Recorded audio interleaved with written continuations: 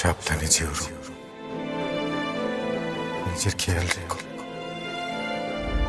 আমি তোকে রক্ষা করতে ব্যর্থ হলাম প্রভু, তুমি ওকে রক্ষা করো।